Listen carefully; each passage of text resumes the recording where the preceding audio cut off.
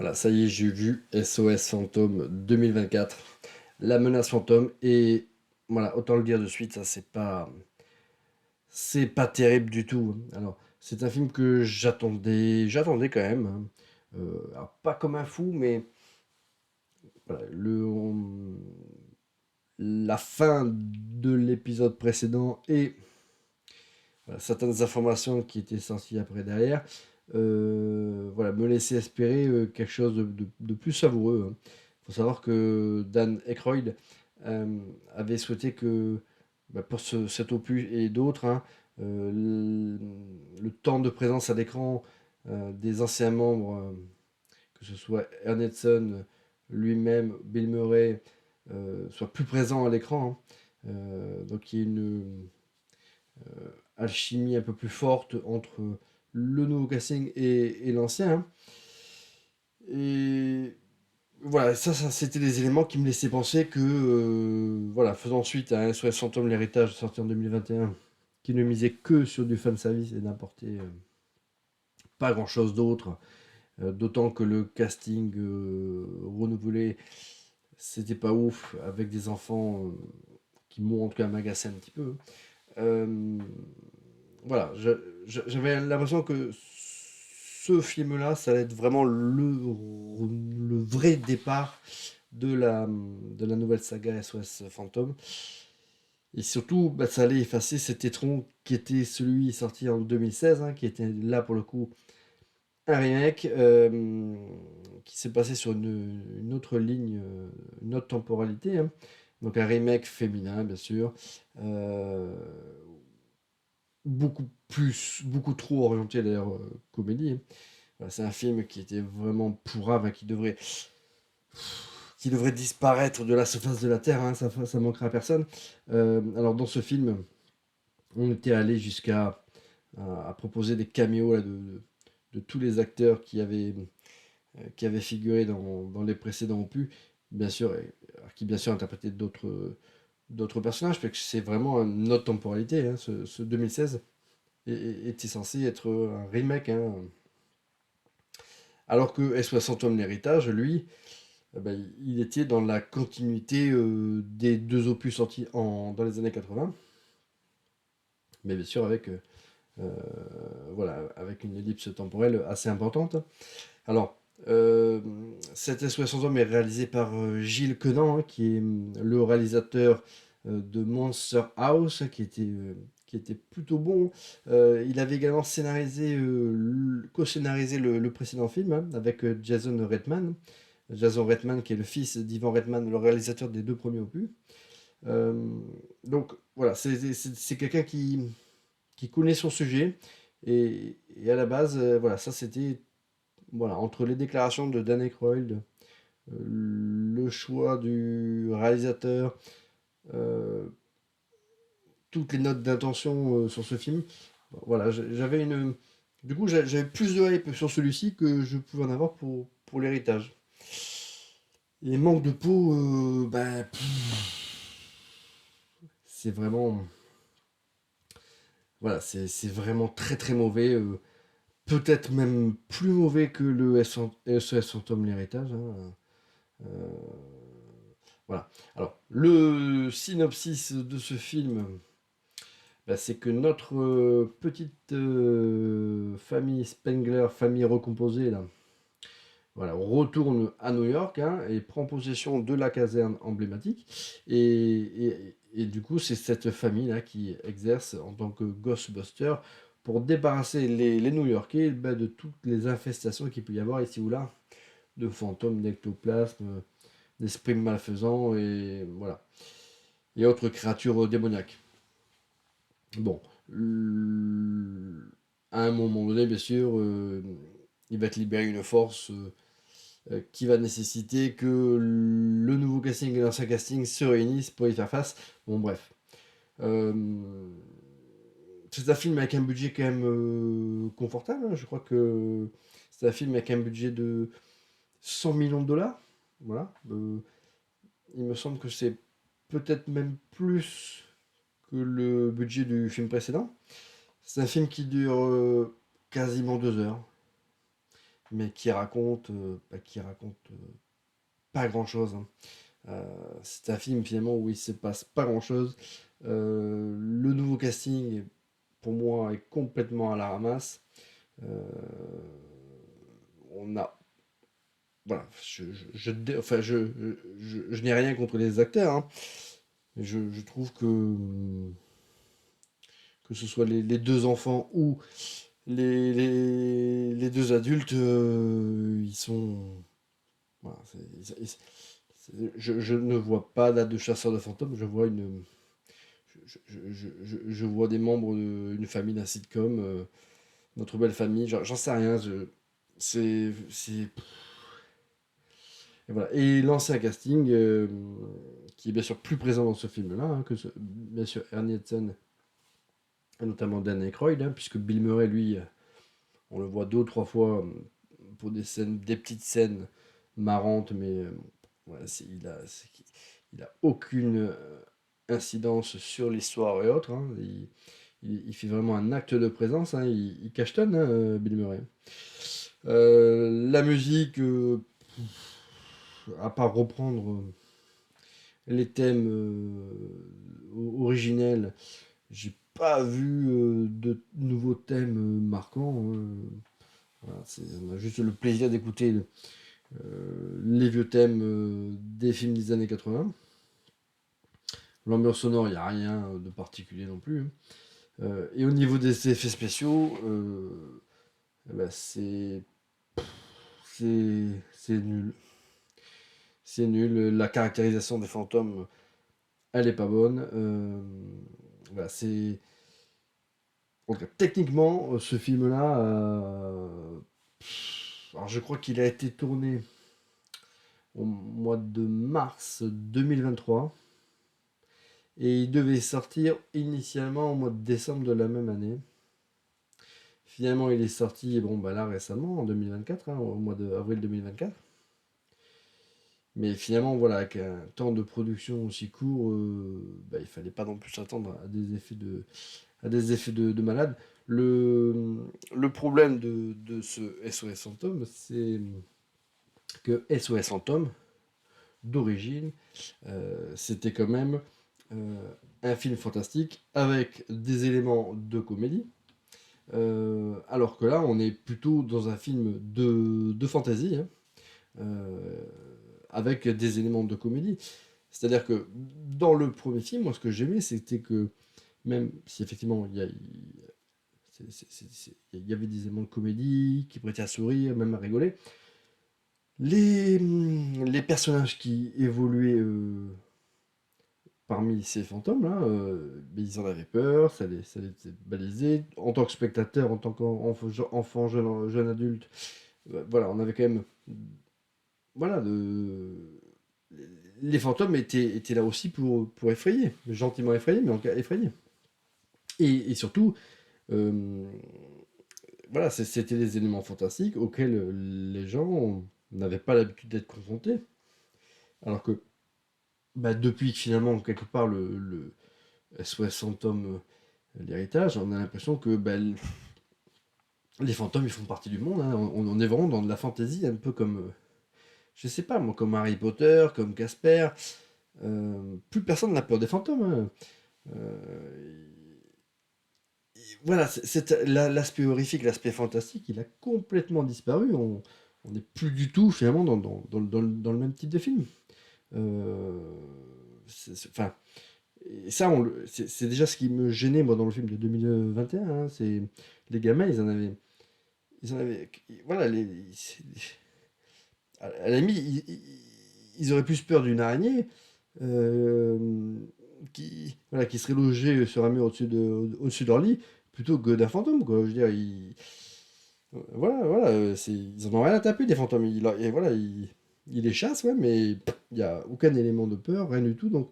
Donc ça, le fait que- qu'il y ait cette bascule entre du fantastique comédie à de la fantasy comédie, déjà ça c'est, bah, je trouve pour moi c'est rédhibitoire, hein. Ça enlève tout l'intérêt et tout le charme que l'on pouvait retrouver dans les films des années 80. Et et particulièrement le premier, hein.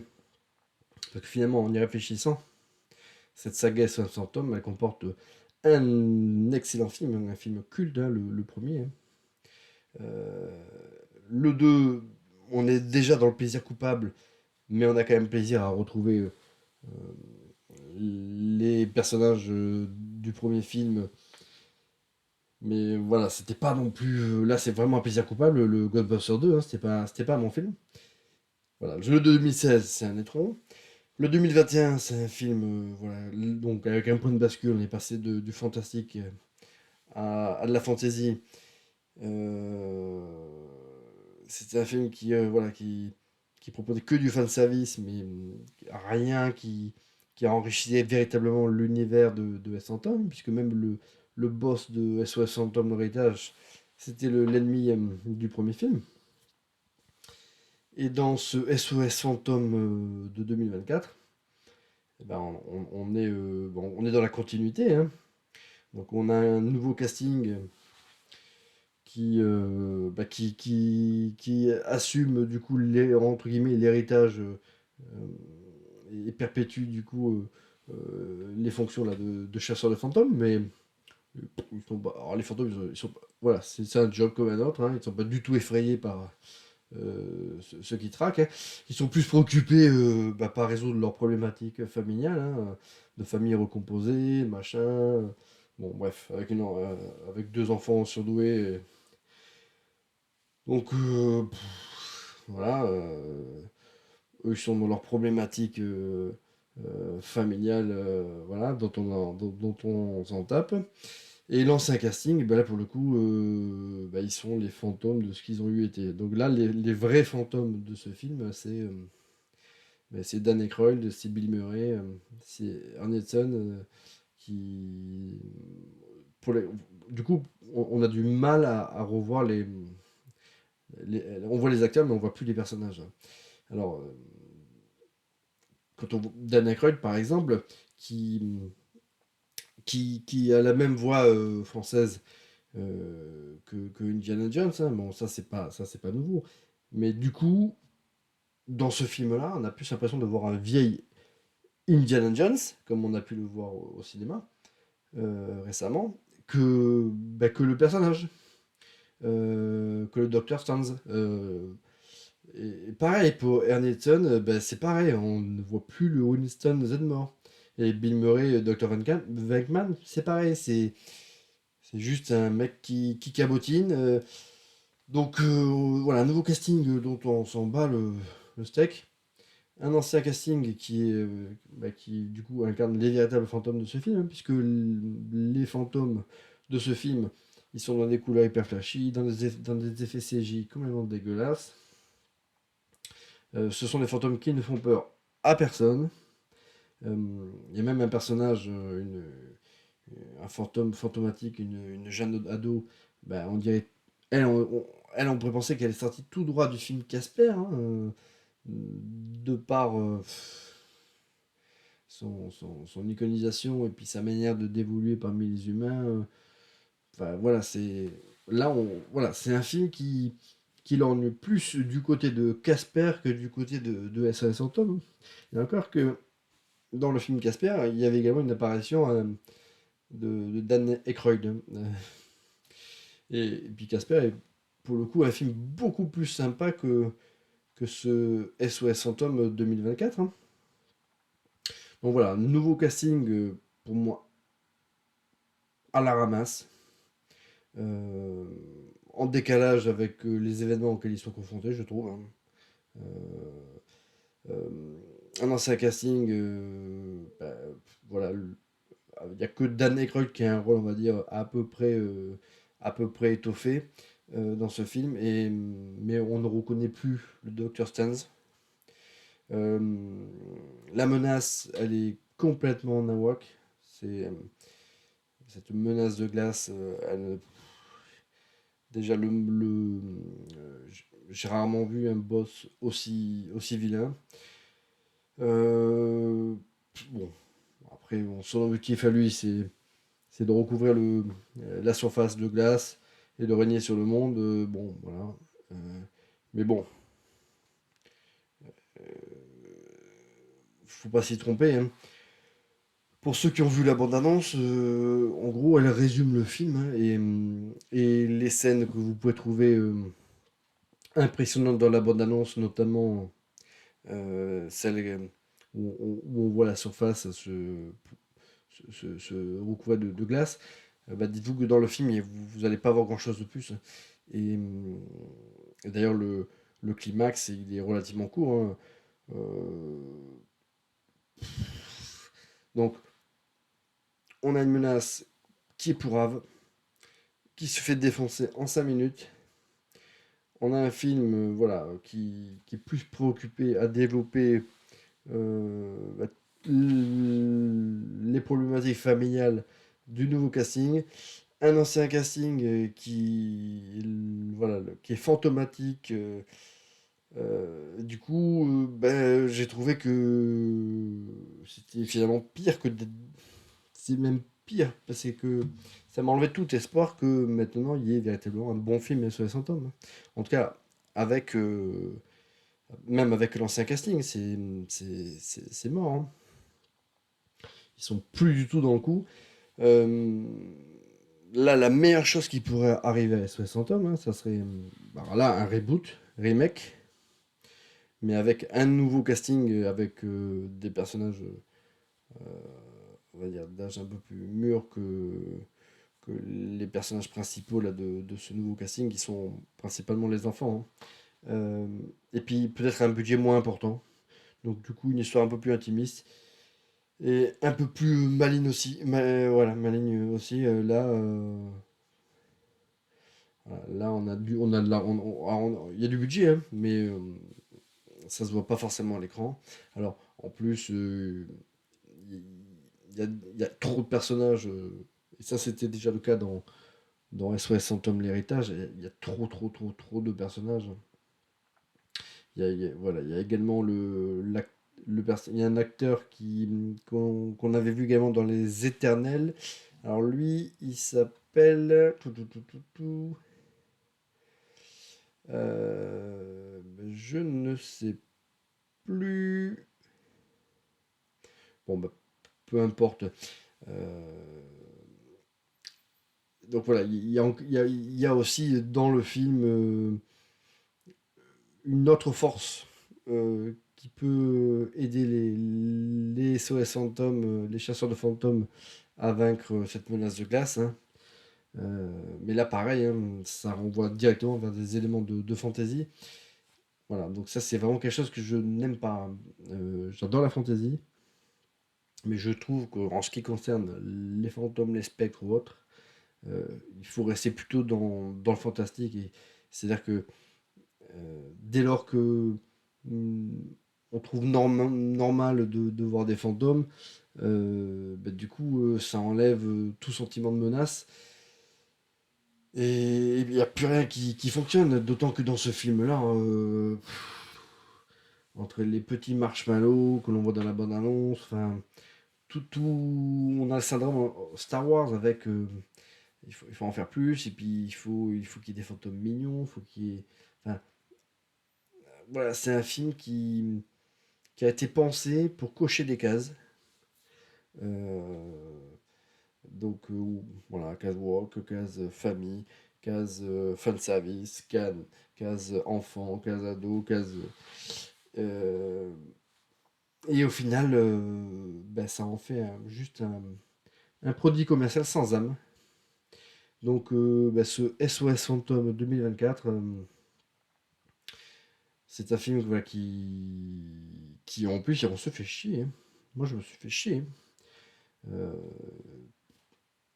et, voilà, toute la partie ouais, enfin, avant que la menace véritablement entre en jeu, euh, c'est nul. C'est nul. Tous les éléments voilà, dramatique ou de comédie de ce film, pour moi, tout est plat, tout c'est inintéressant.